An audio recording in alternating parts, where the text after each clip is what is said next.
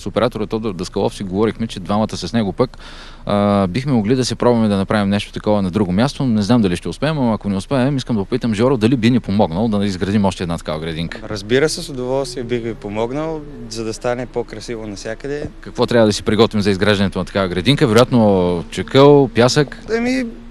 Всичко става с желание и трябва да има желание и това е, стига. За колко време всъщност я направихте тази градинка? Доста време отделихме постепенно. Около половин година горе-долу всичко стана.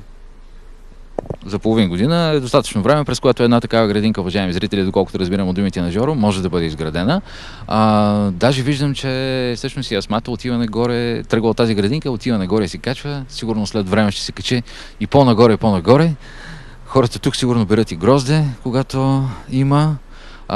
Виждам и едно куче пазач, уважаеми зрители, което е застанало мирно и кротко, стои под терасата на собствениците. Нали, Жоро? Да, тук даже има табелка, ето я.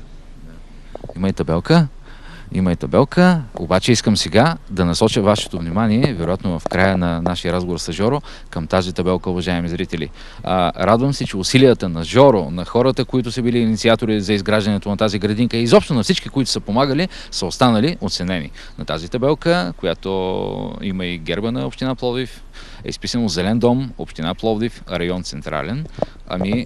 Браво на администрацията на район Централен, която е забелязала тази градинка и е удостоила с честта собствениците наистина да бъдат за пример. Жоро, да погледнем към нашата камера. Уважаеми зрители, ето го Жоро. Жоро е готов да съдейства на всеки един от вас, който иска в предблоковото, край блоковото или междублоковото пространство да се изгради подобна градинка, нали, Жоро? Да.